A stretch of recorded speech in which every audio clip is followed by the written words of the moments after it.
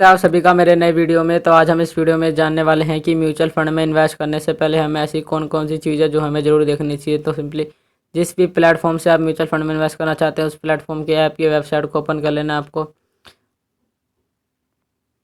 Open करने के बाद आपको म्यूचुअल फंड के सेक्शन में चल जाना है। फिर जिस भी म्यूचुअल फंड में इन्वेस्ट करना चाहते हैं उस म्यूचुअल फंड की जानकारी लेना चाहते हैं वो म्यूचुअल फंड को आपको सर्च कर लेना है। यहाँ पे आपको म्यूचुअल फंड सर्च करने के बाद उसको सेलेक्ट कर लेना है। सेलेक्ट करने के बाद सबसे पहले आपको उस म्यूचुअल फंड में ये देखना है कि उस म्यूचुअल फंड में रिस्क कितना है, यानी आपका पैसा डूबने की संभावना कितनी है आपके पैसे की। तो यहाँ पे आपको देखना है कि उसमें वेरी हाई रिस्क है या लो रिस्क है या फिर कितना रिस्क है, वो आप यहाँ पे चेक कर सकते हैं। तो अगर आप वेरी हाई रिस्क होगा तो आपका जो पैसा है वो ज़्यादा रिस्क पे है और यहाँ पे आपको आपके पैसे डूबने के ज़्यादा चांस है। तो यहाँ पे आप देख सकते हैं।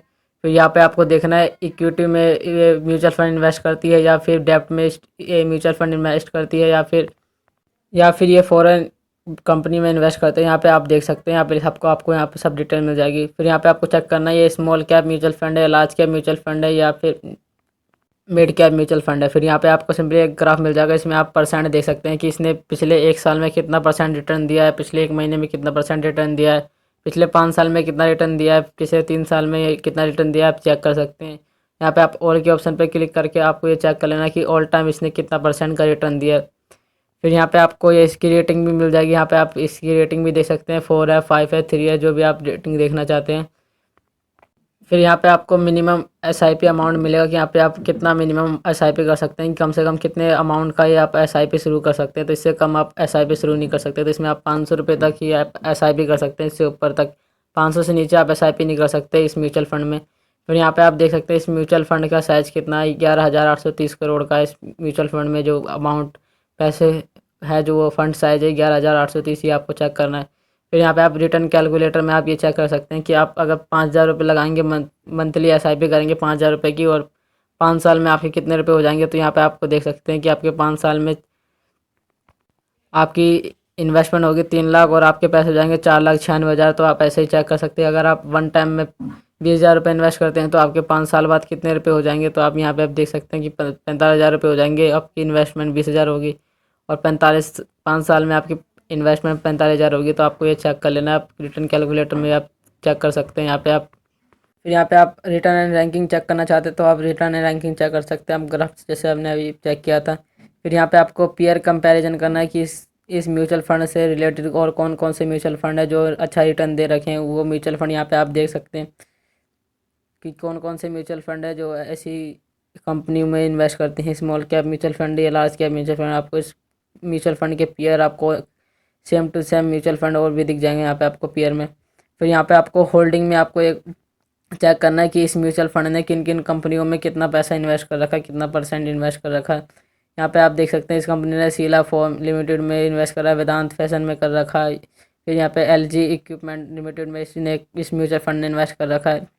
इस टोटल इसने 48 कंपनियों में इन्वेस्ट कर रखा है। यहाँ पे आप देख सकते हैं 4.56% टोटल फंड का इन्वेस्ट कर रखा है इस कंपनी में। फिर यहाँ पे आप इसके ऑप्शन पे एसेट के ऑप्शन पे क्लिक करके आप यहाँ पे चेक कर सकते हैं कि कौन से सेक्टर का ये कंपनी में इन्वेस्ट कर रखा है और इसकी वैल्यू कितनी है, कितने करोड़ रुपए इसमें इन्वेस्ट कर रखे हैं इस म्यूचुअल फंड ने कंपनी में। तो यहाँ पे आप चेक कर सकते हैं इस ये ऑप्शन पे क्लिक करके। यहाँ पे आप सी ऑल होल्डिंग के ऑप्शन पे आपको चेक कर लेना है कि ऑल कितनी है टोटल कंपनी है। यहाँ पे आप होल्डिंग एनालाइज भी कर सकते हैं। फिर आपको expense ratio, exit, load and tax इसको आपको ज़रूर देखना है। यहाँ पे आपको देखना है कि इस म्यूचुअल फंड में इन्वेस्ट करने पर आपको कितना एक्सपेंस कमीशन देना पड़ सकता है म्यूचुअल फंड एसेट कंपनी वालों को। यहाँ पे आप देख सकते हैं 0.76% इंक्लूडेड जीएसटी आपको इतना परसेंट एक्सपेंस कमीशन देना पड़ सकता है म्यूचुअल फंड के थ्रू। आपको इस म्यूचुअल फंड के थ्रू इन्वेस्टमेंट करने पर आपको इतना परसेंट देना पड़ सकता है। फिर यहाँ पे आपको एग्जिट लोड का मिलेगा, जिसका मतलब होता है कि अगर आप एक साल से कम अपने पैसे जितने आपने इन्वेस्ट कर रखे हो उतने पैसे अगर आप एक साल से कम निकाल लेते हैं तो उस पर आपको 1% का पेनल्टी देनी पड़ेगी। यहाँ पे आपको एग्जिट लोड लगेगा 1% का। तो आपको ये ज़रूर चेक करना है कि इसके एक्सपेंस रेशियो कितना है इस म्यूचुअल फंड का और एग्जिट लोड कितना है। और या आप ये स्टैम्प ड्यूटी तो ये तो गवर्नमेंट को जाती है, तो आप ये चेक कर सकते हैं, इसको भी छोड़ भी सकते हैं। फिर यहाँ पे आपको टैक्स मिल जाएगा। यहाँ पे अगर आप 15% टैक्स, अगर आप एक साल से पहले पैसे निकाल लेते हैं तो आप 15% टैक्स देना पड़ेगा आपको 1 लाख रुपए से ऊपर। अगर आप एक साल से ज़्यादा होल्डिंग करते हैं तो आपको 10% अपनी रिटर्न पर आपको देना पड़ सकता है। 1 लाख के ऊपर के प्रॉफिट पर आपको देना पड़ सकता है। तो आप ये चेक भी कर सकते हैं, नहीं भी चेक कर सकते, तो सब में सेम ही रहता है सब म्यूचुअल फंड में। फिर आपको म्यूचुअल फंड में फंड मैनेजमेंट में एक ऑप्शन, इसके ऑप्शन में आपको ये फंड में देख सकते हैं कि इस फंड को कौन डायरेक्ट कर रहा है, कौन है इस फंड को,